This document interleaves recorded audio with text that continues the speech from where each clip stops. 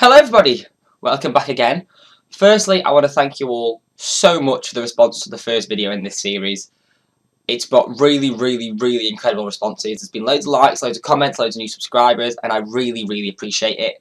I am listening to what you guys are saying, and I am going to do more videos along this line because obviously it's doing really well, and it's something you guys want to see and get involved with. So you can expect to see a lot more discussion style videos, whether about teen or other genres, going forward into the future. So the first video of this series, we looked at whether Dystopia would still be big in 2015, and we looked at some of the new releases and the big events in Dystopia in the coming year. So the release of the Hunger Games film, and some of the big debuts coming up. If you didn't see it, I'll pop a link in the description down below. But it definitely looks like Dystopia is going to have a good year in 2015. Today we're going to look at the other half that would suggest that there are new genres, or other big themes that will overtake Dystopia throughout this year coming up. So one genre which I think is going to be really a lot bigger this year is horror in teen and young adult literature. So the past couple of years have seen a bit of a spike in this, mainly due to sales of Miss Peregrine's Home for Peculiar Children by Ransom Riggs. So this is one of the first horror titles aimed at young adults and teen. And it's really well done. Not only is it creepy, whereas a lot of other horror books for the genre such as Down Shan are more gory, but it actually really cleverly uses black and white photographs, which are like uber creepy and do a really good job of adding some atmosphere to it. There's a second book coming out in paperback in a few months. The hardback's already out, and they're making a film of it. So it has done really well by itself, kind of defining a new genre as such.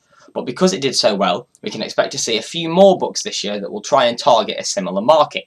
What's really interesting about horror as a teen and young adult genre is that actually I don't think many books are written specifically for that age group. Miss Peregrine's Home for Peculiar Children was originally written and marketed as an adult book, and it's just one that has got a lot of steam, just through discussions, things like BookTube, Goodreads, Twitter, amongst young adults who then picked it up and started to read it. And I think that'll carry on throughout 2015. Another book which I think will transcend the boundary between adult horror and kind of young adult readers is this, Bird Box by Josh Malerman.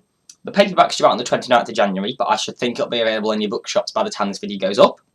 It's essentially about a world where you can't go outside and open your eyes without dying. It's just not done. To go outside, you have to wear blindfolds, close your eyes, you 100% cannot look. It's never explained why, which is one of my only peeves with the book. I want to know what the cause is.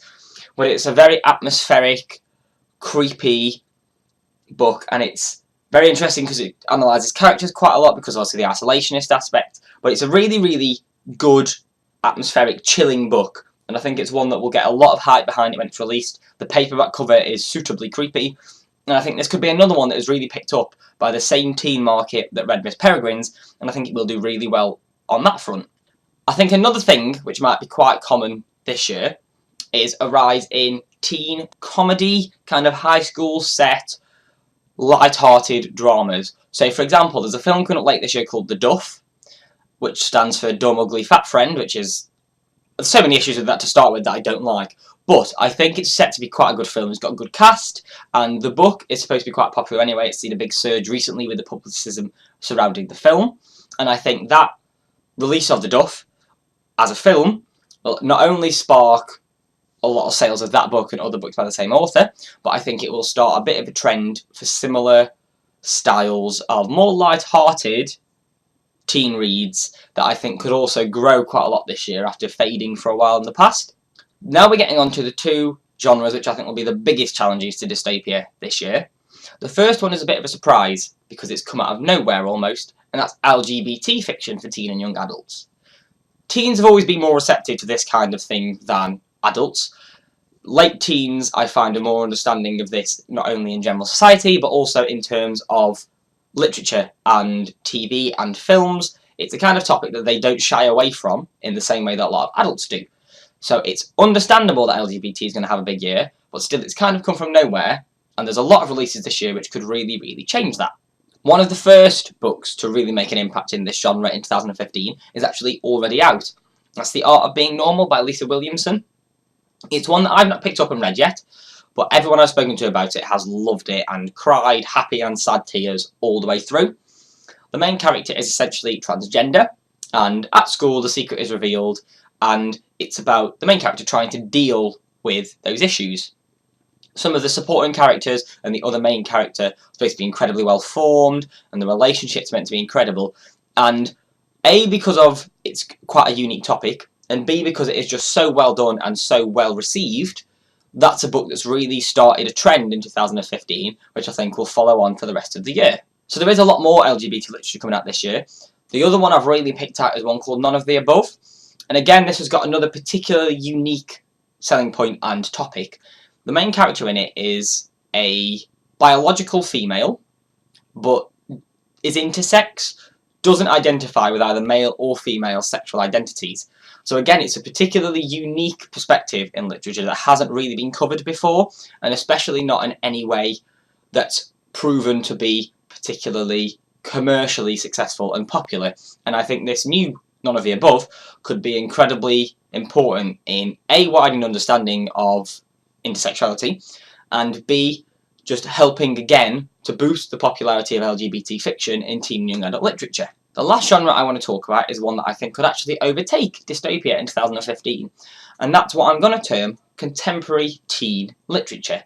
So these are things along the lines of John Green and Gayle Forman, who, in fact, are actually the first couple of authors I want to talk about. John Green this year is going to be releasing another film, Paper Towns, which I'm sure a lot of you already know about.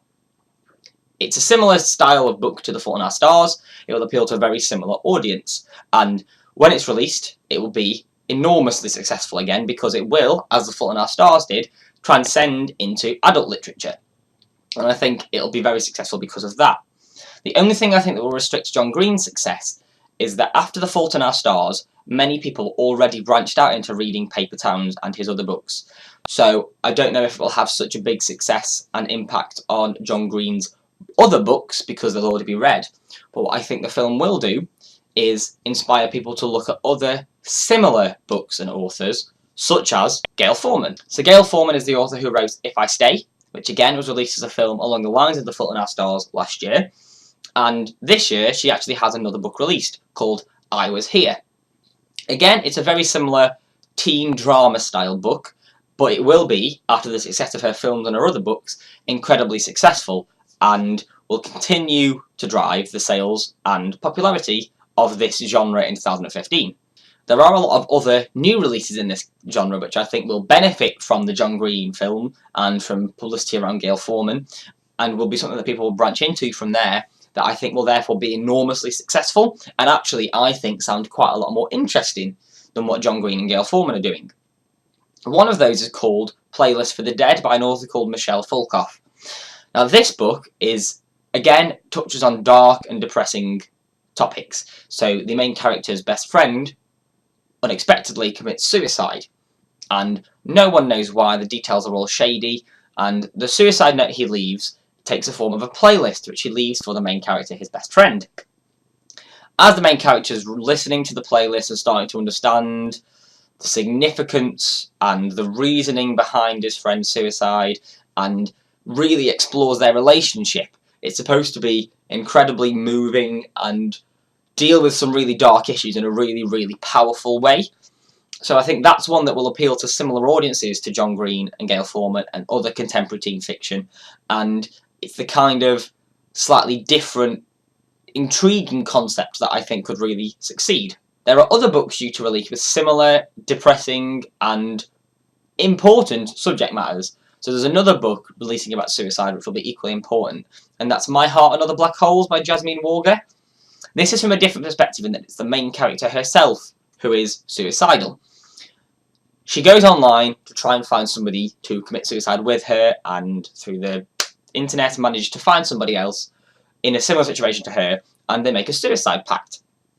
However, as her relationship with this guy she meets called Roman develops, and they start to get to know each other and talk through their issues, she starts to change her mind about wanting to commit suicide, but he doesn't, and it's the balance between the two, and will she commit suicide with him, will she convince him not to, and it's quite a deep, depressing plot, but I think it's one that's an important issue, and I think if done well could be really, really powerful.